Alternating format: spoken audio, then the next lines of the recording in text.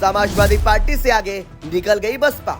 UP में खतरा लेकिन झारखंड में मिली बढ़त। कैसा रहा बहुजन समाज पार्टी का प्रदर्शन?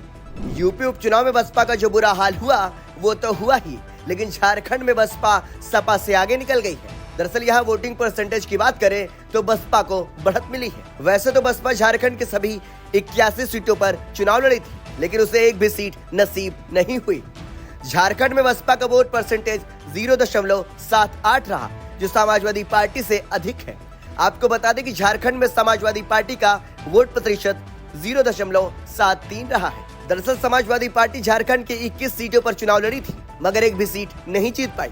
वहीं अगर यूपी उपचुनाव की बात करें तो बसपा ने 9 सीटों पर अपने उम्मीदवार उतारे थे, लेकिन सभी सीटों पर उसे हार का सामना करना पड़ा। वहीं इनमें से 7 सीटों पर बसपा की जमानत जब्त हो गई।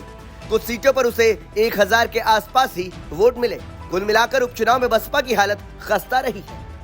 यूपी उपचुनाव में बसपा की शर्मनाक हार।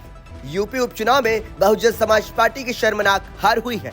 दरअसल बसपा ने सभी 9 सीटों पर अपने उम्मीदवार उतार रखे थे, लेकिन उसे एक भी सीट पर जीत नसीब नहीं हुई।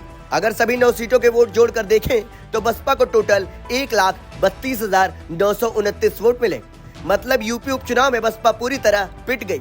2024 के लोकसभा चुनाव में भी बसपा का खराब प्रदर्शन रहा था, वह अपना खाता भी नहीं खोल सकी थी। मतलब साफ है कि उत्तर प्रदेश में बसपा लगभग पूरी तरह हाशिए पर पहुंच चुकी है और पार्टी का सिर्फ एक विधायक बचा है। लोकसभा और विधान परिषद में भी पार्टी शून्य है, जबकि राज्यसभा में उसकी सिर्फ एक सीट रह गई है। यूपी उपचुनाव में कैसा रहा सपा का प्रदर्शन? यूपी उपचुनाव में सपा को 2 सीट पर जीत मिली है। सपा ने जिन सीटों पर जीत दर्ज की है उनमें करहल और सीसामऊ सीट शामिल है। यूपी उपचुनाव में बीजेपी ने शानदार जीत हासिल की है। यूपी की 9 विधानसभा सीटों में से बीजेपी ने 6 सीटों पर जीत हासिल की है, जबकि एक सीट मीरापुर उसके सहयोगी दल आरएलडी के खाते में गई है।